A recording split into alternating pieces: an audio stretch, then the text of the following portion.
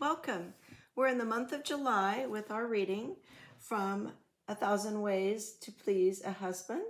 It's a vintage cookbook from 1917. Chapter 8 is called Celebrating the 4th. And as it happens, when I'm recording this, it is the 4th of July, which is in the United States, our Independence Day. And so we're looking forward to a little family get-together this afternoon. So let's get into the story part of our cookbook.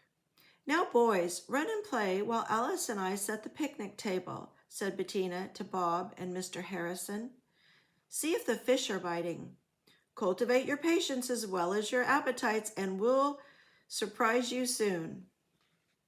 "Bettina, let me help you unpack. Everything looks so dainty and interesting," said Alice as Bob and Mr. Harrison strolled off toward the river. "You ought to have allowed me to bring something, although I'll admit that I do enjoy being surprised. You were a dear to bring me with you." "I," said Bettina. "Of course I'm glad to have you here. No one is better fun. But I wish you had heard something that Bob told me. He and Harry Harrison were planning to go fishing today, all by themselves, until Harry suggested that Bob might like to bring me along. And then he added as an afterthought that as 3 is a crowd, Miss Alice might be induced to come too." Why is that Miss Alice or Miss Kate or Miss May always sounds so like a confirmed bachelor? Bob chuckled when he told me how careless and offhand Harry tried to be. "Betty, how pretty those pasteboard plates are with the flag seals pasted on them." I saw some ready-made 4th of July plates, but it was more economical to make my own. And how do you like the red, white, and blue paper napkins and lunch cloth? Lunch paper, I ought to say, I suppose. Alice, you arrange the fruit in the center of this basket with some napkins around it and with these little flags sticking out in every direction. I should probably read that over, I'm sorry. Alice, you arrange the fruit in the center of this basket with some napkins around it and with these little flags sticking out of it in every direction. But first, my dear, please tell me why you changed the subject when I was speaking of Mr. Harrison. Those deviled eggs wrapped in frilled tissue paper look just like torpedoes. Alice, I learned something new about you today. Harry said that society girls got on his nerves, but that Miss Alice seemed sensible enough. Goodness, Betty, he has disagreed with every single thing I've said so far. If he is being pleasant behind my back, I don't see why he should be so disapproving in his manner to me. But if he is really beginning to think me sensible, let us by all means encourage him. Hide my frivolous new hat in the lunch basket and give me something useful to be doing. Can't I appear to be mixing the salad? Honestly, Betty, I do get tired of society as a single interest. But what else is there for me to do? Go into settlement work? I'd be a joke at that. Learn to design jewelry? Take singing lessons? Try the good old profession of matrimony. Why are you so fickle, Alice, my dear? I'm not. It's the men. Every sensible one I meet is, well, disagreeable to me. Meaning Harry Harrison? He appears to be taking quite an interest, at least. That is merely his reforming instinct coming to the surface. But is everything ready now? We'll sing a few bars of the Star-Spangled Banner, and I'm sure the men will come immediately. The lunch table was set with lobster and salmon salad, ham sandwiches, pickles, potato chips, nut bread sandwiches, radishes, deviled eggs, moist chocolate cake, bananas, oranges, torpedo candies, and lemonade. So please join me for the discussion. So here we are to dive into our discussion for chapter 8, celebrating the 4th. And you will notice that Bettina and Bob are on a picnic with two single friends of theirs, with Harry and Alice. And Bob and Harry are fishing from a river while Alice and Bettina get the food ready for the picnic. Bettina talks about her paper plates, which are called pasteboard plates, and her tablecloth, which is a paper tablecloth. And she is talking to Alice about how she made those and decorated them herself for the 4th of July with little flag stickers or seals. And she also has a basket that she puts fruit in. She has Alice help her put fruit in the basket in the center of the table with some oranges and bananas and the napkins in red, white, and blue and some mini flags. So she's decorating even on her picnic. She likes to do that, doesn't she? She likes to make a centerpiece and really bring some little area of beauty to the table. So those things were done by her rather than buying ready-made products. She did her own decorating of them. Then also, you'll notice a sort of a torpedo theme comes in 2 different times in this menu, in that the deviled eggs have little tissue papers attached to them with frilly edges, and they're said to look like little torpedoes. And then there's candies that Bettina also brought that are called torpedo candies. So we must remember that in 1917, the United States had entered World War I, and this is a time where war and the things of war are on everybody's mind. In fact, the selective service, the draft had just happened for the first time, and you know that women couldn't even vote yet because women received the vote in 1920, and this was published in 1917. So during the first few years that this cookbook was out on the market, women were not even voting yet in the United States. So that's something a little bit interesting to think about. Alice has a background of having been raised as a society girl, and she decides she wants to be a little bit sensible and a little less frivolous. She wants to be doing work that has meaning, and Bettina is directing her towards matrimony because she believes that, you know, her own life, Bettina's own life, is very fulfilling, and she loves homemaking and taking care of Bob and his needs. And so she hopes that Alice and Harry will get together. She thinks that Harry is developing an interest in Alice, and so she's encouraging Alice to consider Harry as a potential husband. And so Alice is, she's taken the bait, and it sounds like, and she says, oh, here, quick, let's hide my new hat. It seems so frivolous. And let me do something useful, like put the salad together or stir the salad or something. And she talked about some things that, you know, she didn't know what to do with her time. And she mentioned settlement work, which I do not know what that was. She mentioned jewelry design or singing lessons as possibilities for a society girl, a way for a society girl to spend her time. And then you'll notice that the girls started singing the Star-Spangled Banner in order to attract the men over to the table to eat their picnic lunch together. And I was going to tell you that that became our national anthem in 1931. So in 1917, when this book was published, that was not our national anthem, but it was still a well-known song. And My Country 'Tis of Thee was sort of the de facto one of the songs that was considered for the anthem.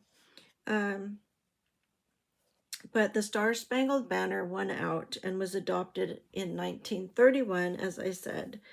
And it was originally from a poem by Francis Scott Key. And he wrote that in 1814, just after the War of 1812. Now, back to our recipes. The ingredients for one of the recipes I found intriguing, and so I'm going to share a little bit about that with you next. Thank you. Of the recipes from 4th of July, I was intrigued by the dessert recipe. This is a cake recipe that includes mashed potatoes and some fall spices. So I thought that would be interesting to try. And so that's what I've done. And I brought my cell phone camera along with me into the kitchen, and I took some pictures of some of the steps so that you could see how it went and how it turned out. This is a recipe for moist chocolate cake, and even though it's called moist chocolate cake, it's not very chocolatey.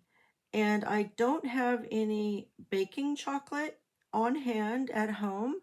And I'm not quite sure exactly the type that she would have used for this recipe, although it was probably one of the unsweetened bar chocolates, because she said that, I mean, the recipe calls for 1 ounce.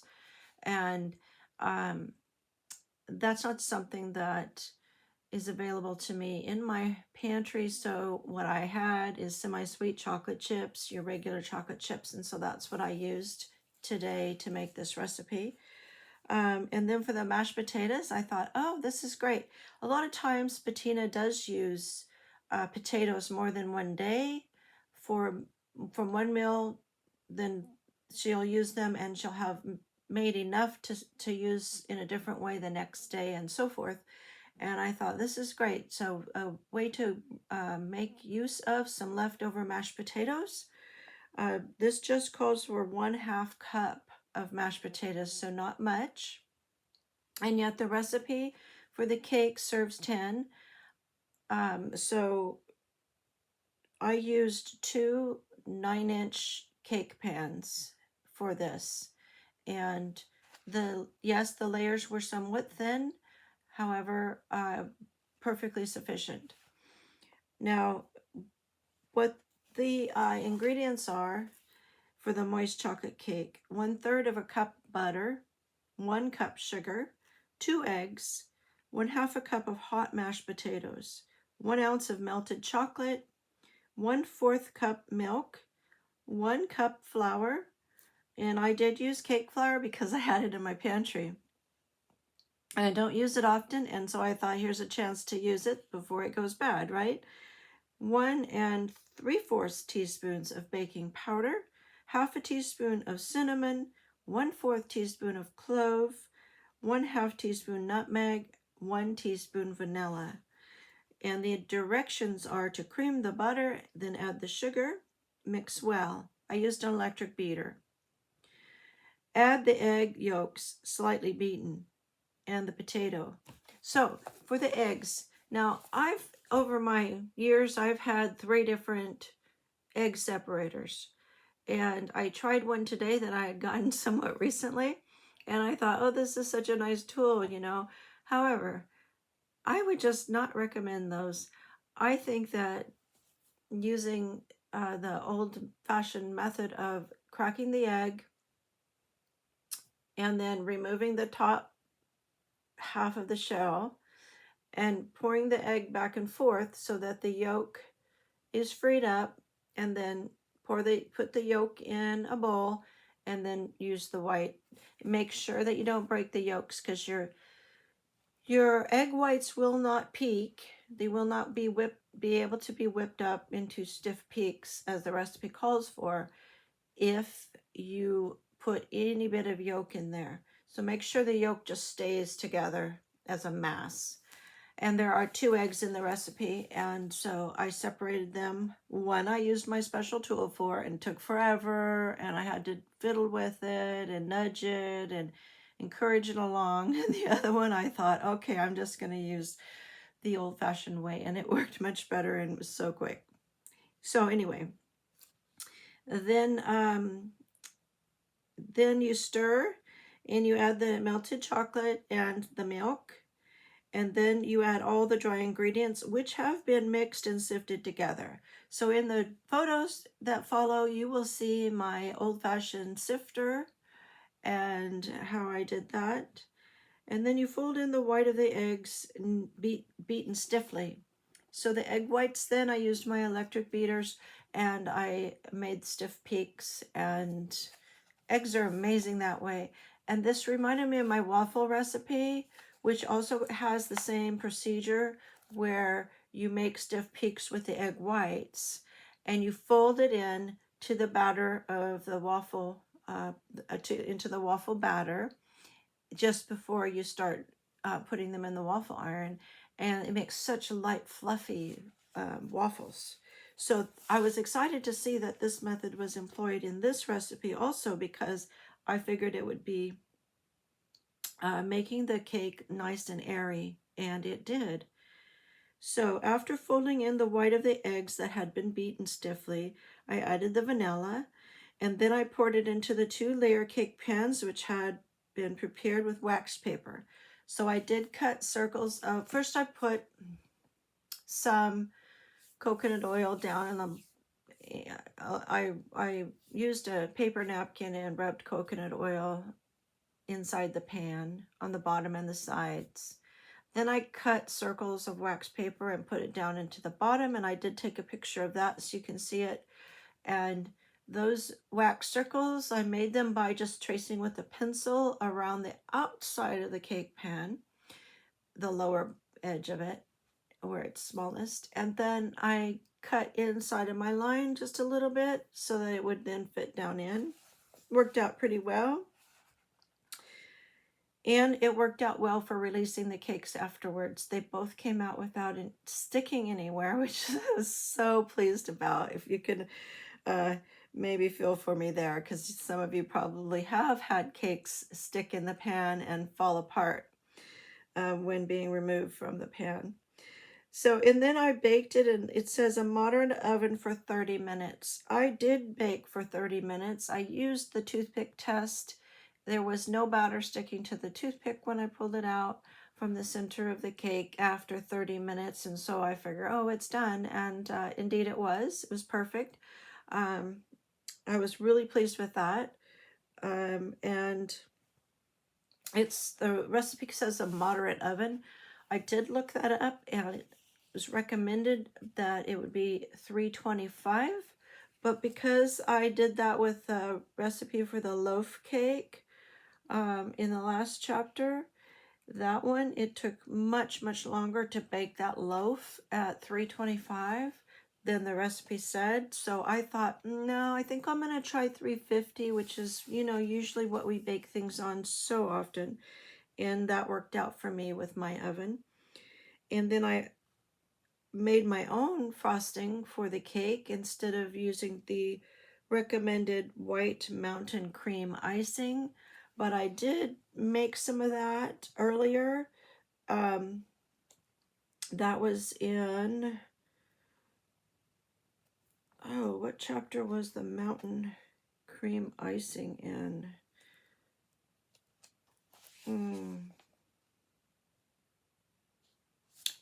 Well, I made the mountain cream icing for the little breadcrumb chocolate cakes that Bettina served when Aunt Matilda was visiting.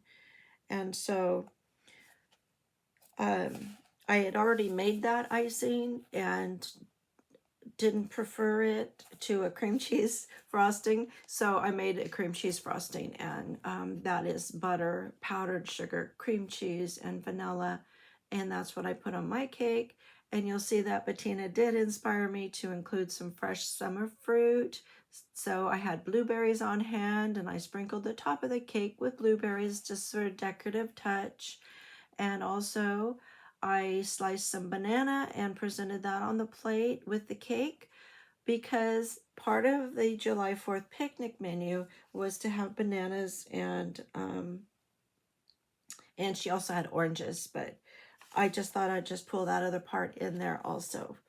And so I did take pictures, as I said, and I also wanted to point out that the portions for this, it says there's 10 portions that this cake serves 10. And so 12 is easier to cut a circle than 10. You know, even though it's also an even number, it just seemed like it'd be hard to figure out how to cut 10 pieces out of a round circle of cake. So, you know, if you cut a cake right in half both ways, then you have 4 pieces. And then if you cut each one in half, you have 8. Let's see, was that right? So if you cut again, you end up with 12. And so therefore, that's what I did. And so what you see is a slice of cake that's slightly smaller than the recommended portion. However, you will note that it's probably a good half as much as people usually serve themselves. But I really found that it was sufficient, and I was satisfied with that myself. And then I offered some to my daughter, and she's a teenager, and I said, would you like to try this? And as soon as she started eating it, she was like, Mom. And she was so surprised by the spices in the cake. And she does tend to like she likes the gingerbread cookies and so forth. So she loved this cake, and she was oohing and awing over it, which doesn't happen all that often. And I said to her, okay, I see you really like this, so I am going to put this recipe in your binder so you can have it forever. And so she was happy with that, and made me really happy that I had pleased her and that she enjoyed the cake. So I hope you will try it and enjoy it also. Again, it's moist and it tastes like a spice cake. So enjoy the photos, and we'll see you for the next chapter.